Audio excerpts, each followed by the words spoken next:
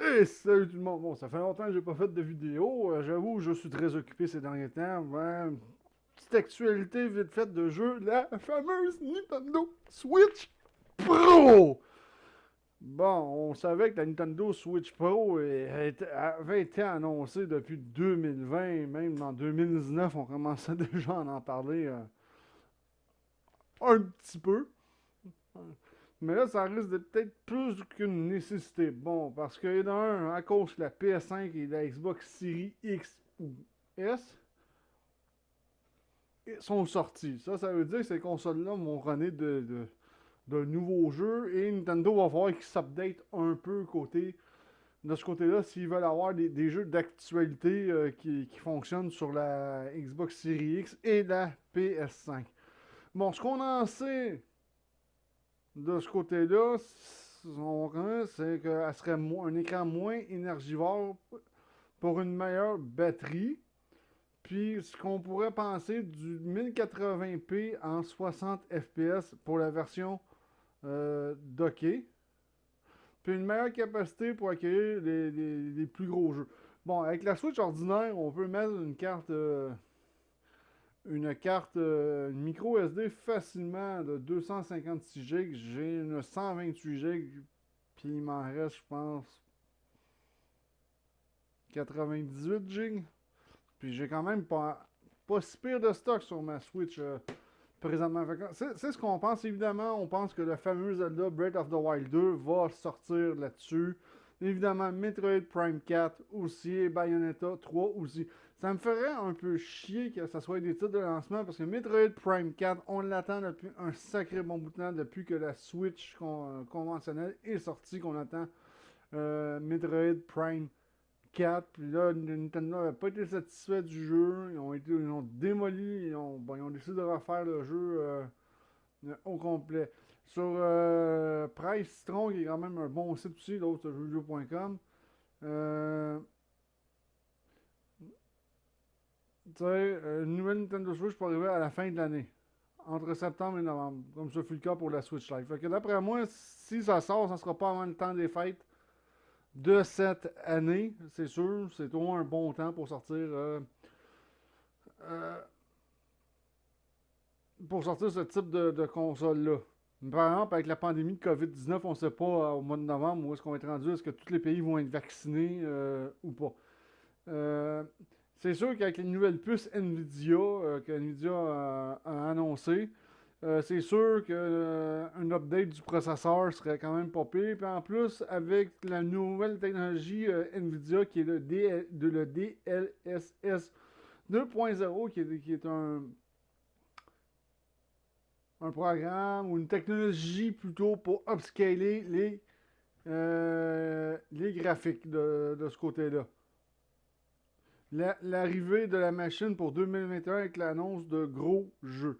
Mais ce qui pourrait ainsi justifier le grand silence de la firme Kyoto depuis plusieurs mois. Fait qu'on ne sait pas grand-chose de ce côté-là. On va aller voir sur Tom's Guide. Tom's Guide de la Switch Pro n'est pas encore officialisé, mais un data miner aurait été découvert et quelques informations importantes à son sujet. Un écran OLED, un SoC compatible en 4K. Ça, j'ai un petit peu de misère à croire ça. Il faudrait commencer peut-être à avoir au moins du 1080p de résolution parce que la Nintendo Switch présentement fait du 720p, ce qui est quand même très bien. Euh, de ce côté-là, puis une meilleure batterie. Bon, ben moi, ma Switch, je m'en crisse de la batterie, excusez pour le langage, je ne joue pas en mode portable avec ma Switch, elle est tout le temps, mais tout le temps dockée. Les seules fois que que je vais m'en servir en mode portable, bon, c'est quand j'allais au gymnase, j'allais sur les chaises de massage, là je joue en mode portable. Ou c'est quand je fais du magasinage sur le Nintendo eShop, je m'en sers en mode portable. Mais je m'en sers à peu près pas en mode portable de ma Switch, de ma Nintendo Switch tout court. Fait que, tu sais, la Nintendo Switch fait l'objet de nombreuses rumeurs depuis déjà plusieurs mois.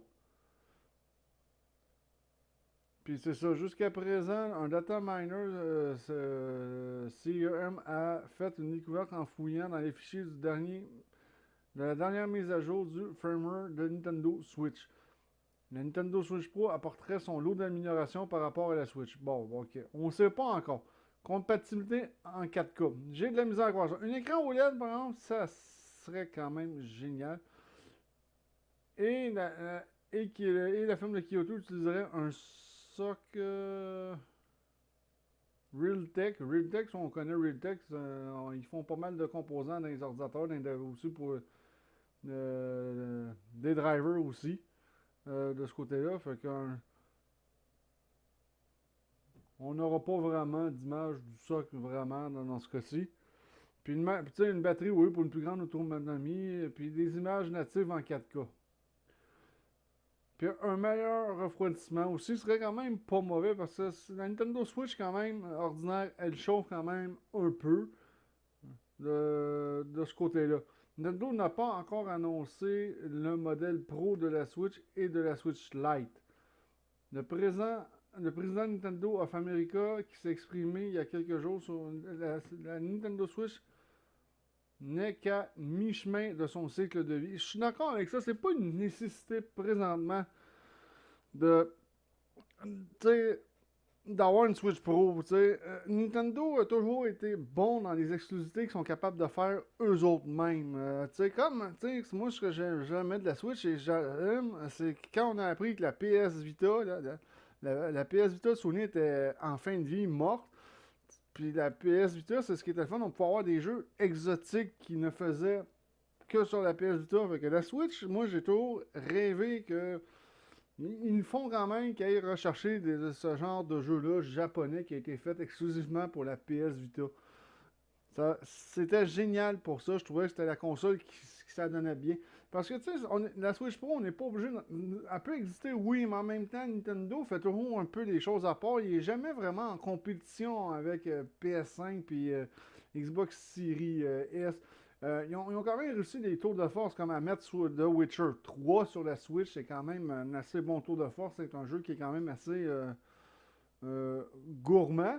Mais moi, personnellement, j'achète pas une Switch pour jouer à Witcher 3. Là. Si je veux jouer à Witcher 3 sur une console, même chercher une PlayStation ou une Xbox rendue là. Mais tu sais, moi, je joue pas non plus à Witcher ni sur Xbox ni sur PlayStation. Je joue ça sur mon ordinateur, malheureusement. Fait que j'ai hâte quand même de voir ce que ça va donner côté, de ce côté-là, côté de la Switch Pro. Mais pour l'instant, on a vraiment, mais vraiment pas grand-chose. C'est encore des rumeurs, c'est à peu près les mêmes rumeurs qui circulent depuis euh, quelques années ici aussi. C'est pas mal la même chose que les sites disent présentement. La firmware mentionne la prise en charge d'une puce Realtek. Ben, Realtek, comme j'ai expliqué tantôt, dans les ordinateurs, c'est très connu. Il y a les cartes de son sur les motherboards, c'est souvent Realtek qui sont sur les cartes mères des ordinateurs. Parce que même si je vais, mettons, ici, euh, mais là, on le voit peut-être pas ici vraiment, là, mais si j'irais voir dans mes drivers, dans ma carte de son, ça serait écrit Realtek. C'est quand même très très connu de ce côté-là. Mais encore là, comme j'ai dit, supporter les graphiques 4K, j'ai un peu plus de misère avec ça. Commencer par la faire en 1080p, déjà, ça serait déjà une pas pire amélioration comparée à 720. Puis avec la technologie de Nvidia qui est le DLSS 2.0, qui est une technologie pour upscaler les graphiques, ça serait déjà pas pire de ce côté-là. Puis on aurait sûrement la nouvelle puce Tegra X1 Plus, qui est celle qui est déjà implantée dans la Switch Lite. Mais encore là, c'est juste des rumeurs. On n'en sait strictement, mais strictement rien euh, de ce côté-là. Fait que ça conclut un peu l'actualité JV que j'avais à faire. Fait que déjà en partant, c'est déjà pas trop pire. On va attendre au courant de 2021, en temps que la pandémie soit un peu plus loin derrière nous autres. Pour l'instant, 2021 commence, comment dire, très mal. Fait que, espérons qu'on va avoir des nouvelles au fur et à mesure que l'année va avancer. Mais si ça, s'ils sortent, ils promettent les gros jeux comme Metroid Prime 4 pour la Switch Pro, je vais être un peu déçu parce que ça fait terriblement longtemps que j'attends Metroid Prime 4 sur la Nintendo Switch. Tout court. Fait que là-dessus, je vous dis ciao tout le monde, à la prochaine.